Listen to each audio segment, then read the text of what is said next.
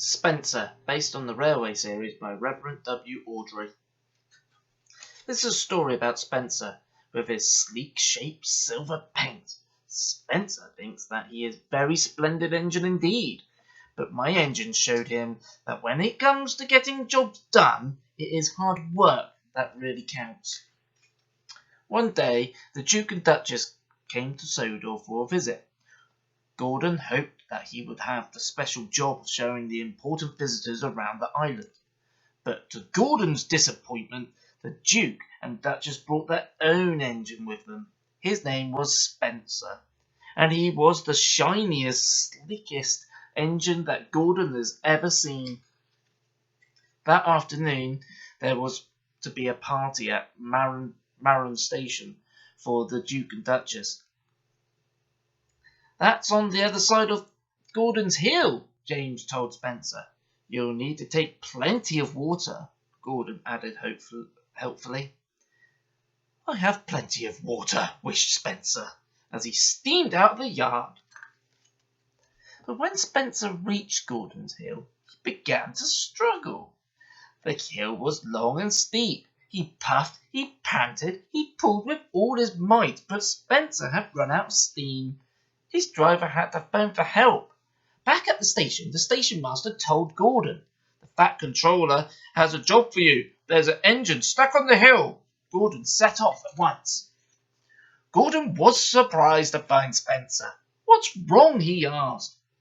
"No water," snapped Spencer. "I have a leaky tank." "Perhaps," smiled Gordon, "but we'd better hurry. Everyone is waiting for the Duke and Duchess." Soon Gordon was coupled up to Spencer, and they set off. Minutes later they arrived at Maron Station. The party was ready to begin. "Well done, Gordon," said the Fat Controller. "You are a very useful engine." Gordon glowed with pride. Spencer was a very fast engine. One day when he pulled into Knapford Station, his driver had exciting news for him. "You have beaten Gordon's record," he said. "Of course," boasted Spencer. "I'm faster and finer than all the engines on Sodor put together." The Fat Controller's engines were very cross.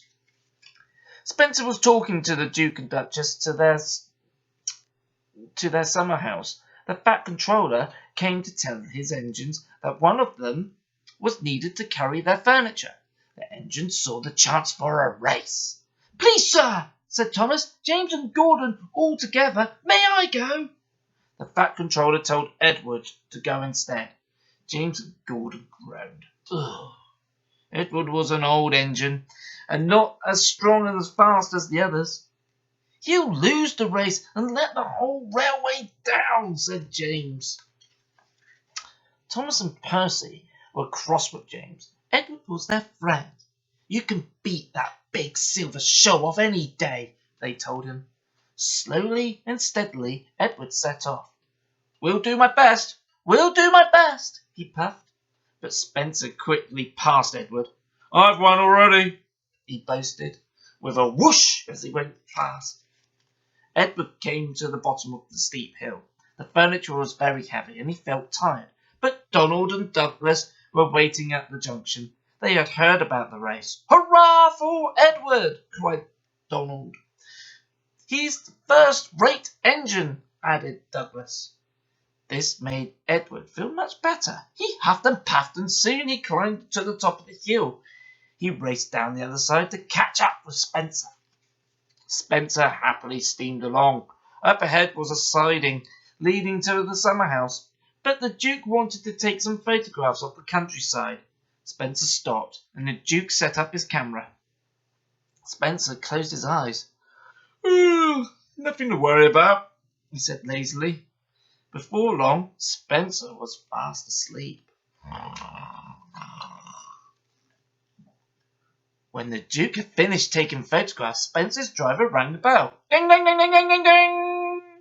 Time to go," he said. Nothing happened. Spencer was dreaming of winning the race. He didn't hear the bell. He didn't even hear Edward puffing past him.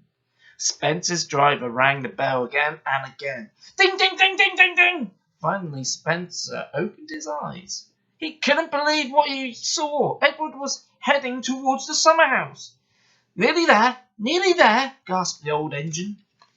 Spencer took off as fast as he could, but he was too late. Edward pulled to a stop in front of the summer house.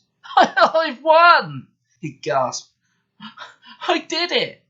Suddenly, his pistons didn't ache and his axles weren't shaking. Edward felt like the pride of the Sodor Railway. And he was right. The end.